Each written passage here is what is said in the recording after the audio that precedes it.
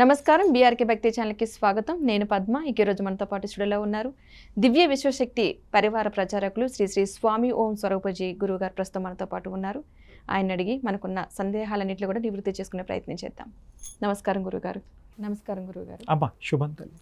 గురుగారు, ప్రతి ఒక్క మనిషి దైనందిన జీవితంలో అసలు ఎలా ఉండాలి అంటే నిద్ర లేవడం దగ్గర నుంచి మొదలు పెట్టుకుంటే ఎలా ఉండాలి, ఏ సమయానికి నిద్ర లేస్తే మంచిది అట్లాది అంటే ఇప్పుడున్న పరిస్థితుల్లో జాబుల రీత్యా కావచ్చు, కొంతమంది అర్ధరాత్రి వరకు జాబులు చేయాల్సిన పరిస్థితి. అలా ఉన్నా సరే మన జీవితంలో ఒక మనిషి అన్నవాళ్ళు ఎలా లేవడం దగ్గర నుంచి మొదలు పెట్టుకుంటే ఎలా ఉండాలన్నది. నిద్ర అనే పదం ఒకటి వాడావు. నిద్ర అనేటువంటిది ప్రపంచంలో అసలు లేదు. ఎలా కూడా చెప్పాలి కదా. మరి నిద్ర అంటే అలసట, బాడీ టేకింగ్ రెస్ట్. తర్వాత ఎనర్జీ వస్తుంది, ఫ్రెష్ అయిపోతాం. కానీ నిద్ర అనే పదం వాడక పదంలో వాడుతున్నాం. టేకింగ్ రెస్ట్ తీసుకునేదాన్ని నిద్ర అంటున్నాం. మరి నిద్రపోయినవాడు, శాశ్వతంగా నిద్రపోయినవాడు ఇక మనిషి లేనట్టేగా. దాన్ని కూడా మనం నిద్ర అని వాడుతున్నాం వాడుక భాషలో. నిద్ర అంటే మళ్ళీ పుంజుకొని ఎనర్జీని తీసుకోవడానికి ఉపయుక్తం అయ్యేటువంటి దానికి సహకరించేటువంటి పదం. నిద్ర అనేది ఎక్కడుందమ్మా? లేదుగా. బాగా మొత్తుగా నిద్ర వచ్చింది, మళ్ళీ లెగుస్తాడుగా. అది అంటే నిద్ర అనే దానికి కొంచెం డీటెయిల్ చెప్పాను. తర్వాత ఈ దైనందిక జీవితంలో బ్రాహ్మీ ముహూర్తం 2:45 అని కొంతమంది, 3:30 అని, 3:45 అని రకరకాలు చెప్తున్నారు. ఏది చెప్పినా బ్రాహ్మీ ముహూర్తం అనేది ఉంది, లేస్తే మంచిది. అది 2:45 ఆన్వర్డ్స్ బెటర్. అది సూర్యోదయానికి ముందరే అయిపోతుంది. ఆ మధ్య టైంలో న్యూట్రల్గాను దైవికంగా శక్తి పుంజాలు ప్రసరిస్తూ ఉంటాయి. కాబట్టి ఆ టైంలో చదువుకున్న చదువు బుర్రకెక్కుతుంది, ఉపాసన బుర్రకెక్కుతుంది, పూజలు మంచి చేస్తాయి అని అందరికీ ఒక నమ్మకం ఉంది. అది సత్యం కూడా. ఆ టైంలో చేస్తే మంచిదే. మనం దైనందిక జీవితంలో మంచి చేయడం కోసం అది ఎంతో సహకరిస్తుంది, ఉపకరిస్తుంది, మనని ఉద్దీన్నత చేస్తుంది, మన పరీక్షలన్నీ కూడా అధిగమించేటట్టు చేస్తుంది. బ్రాహ్మీ ముహూర్తం చేయొచ్చు, మంచిది. ఆ బ్రహ్మ ముహూర్తమే. బ్రాహ్మీ అంటే బ్రహ్మ, గాడ్. ఆ బ్రహ్మ లేనిది ముహూర్తం అంటే మీరు ఫిక్స్ చేసిన ఒక టైము.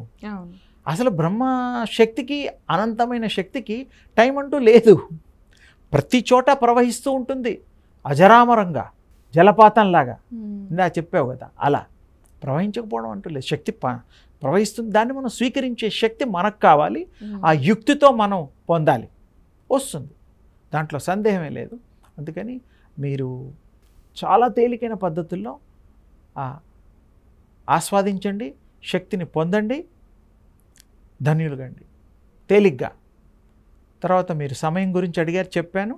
అది ఎలా ఉండాలి. ఎప్పుడు మంచి థాట్ క్యారీ చేయాలి. థాట్స్ మనం క్యారీ చేయొచ్చు. ఎలా? మన మానసికంగా అవి క్యారీ అవుతాయి. పూర్వజన్మ థాట్స్ కూడా క్యారీ అవుతాయి, ఈ జన్మవి కూడా థాట్స్ క్యారీ అవుతాయి. అది మంచి థాట్స్ని మనం గనక తీసుకొని ఆచరణలో పెడితే, ఆచరణ యోగ్యంగా మారిస్తే ఎంత బ్రహ్మాండమైనటువంటి మంచి జరుగుతుందంటే మనకి, విశ్వానికి. థాట్ క్యారింగ్లో ఇంకొక అడ్వాన్స్గా చెప్తా. బ్రహ్మ యొక్క థాట్, ఆ యొక్క ఊహ కాదు.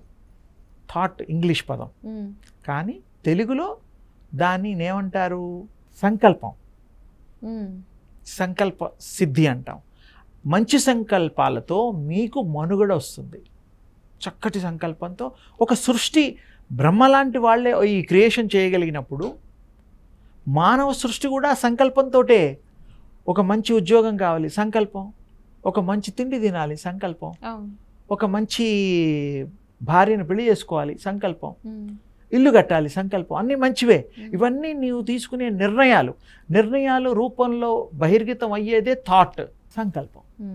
సంకల్పంలో ఇన్ని అర్థాలు ఉన్నాయి. మీరు ఏది మంచి సంకల్పం చేసినా అది మీరు పొంది తీరుతారు. ఆ శక్తి మీకు ఉంది.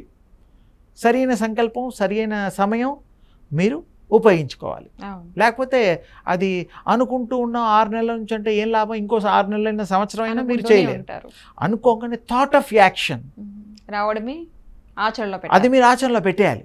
ఎందుకంటే మీ దగ్గర టైం లేదు, ఎన్ని రోజులు ఉంటారో మీకే తెలియదుగా. అవును. ఈ ప్రాక్టీసెస్ చేస్తే ఎన్ని రోజులు ఉంటాం, ఎన్ని రోజుల తర్వాత ఈ బాడీ వదులుతాం, ఎన్ని రోజులు ఉంచుకోవాలి, ఎన్ని రోజులు పెంచుకోవాలి తెలిసిపోతుంది. ఇప్పుడు ఎంతోమంది ఉన్నారు, మీకు రామకృష్ణ పరమహంస ఉన్నాడు, ఆయనకు తెలుసు అమ్మవారి కృప వల్ల, దేవిమాత కృప వల్ల. భీష్ముడు ఉన్నాడు 236 సంవత్సరాలు, ఆయన ఇచ్చా మరణం ఆయన పొందాడు. అలాగే ఎంతోమంది ఉన్నారు. మన పుట్టుక చావు కూడా ఈ మానవుడి ఆత్మకున్నది ఫైనల్. ఆత్మ అనుకుంటే పలానా గర్భంలోకి వస్తుంది. తల్లిదండ్రులు కోరుకున్నా అది రాదు, ఇష్టం లేకపోతే. తల్లిదండ్రులు శరీరాలనే ఇస్తున్నారు కదా, ఆత్మల్ని ఇన్వైట్ చేయడం లేదు. కొంతమంది పూజల రూపంలో మంచి పిల్లలు కావాలి, పుత్ర కామేష్టి ఇలాంటివి చేస్తున్నారు. అప్పుడు వస్తుంది అది. దానికి నచ్చిన ఆత్మలే దానికి కనెక్ట్ అయ్యి ట్యూనప్ అయిన వాళ్ళే వస్తారు, ట్యూన్ కాని వాళ్ళు రారు. ఇది చాలా సైంటిఫిక్గా ఇప్పుడు లేటెస్ట్ టెక్నాలజీగా చెప్తున్నాను. మనం రేడియోల్లో కానీ టీవీలలో కానీ ఛానల్స్ నంబర్ ఉన్నాయి, ఆ పలానా ఛానల్కి ఆ నంబరే పెట్టాలి. టీవీలో కూడా మనం వివిధ భారతి హైదరాబాద్ ఏ బీలు కూడా ఏదో డిగ్రీ ఛానల్స్లో పెట్టాలి, అప్పుడు కానీ అది ఫ్రీక్వెన్సీకి క్యాచప్ కాదు. అలాగే ఈ ఆత్మ కూడా దానికి అనుసంధానం అయితే తప్ప మీ బాడీస్లోకి, మానవుల బాడీస్లోకి రావు. వెళ్ళిపోవడం కూడా దాని ఇష్టం.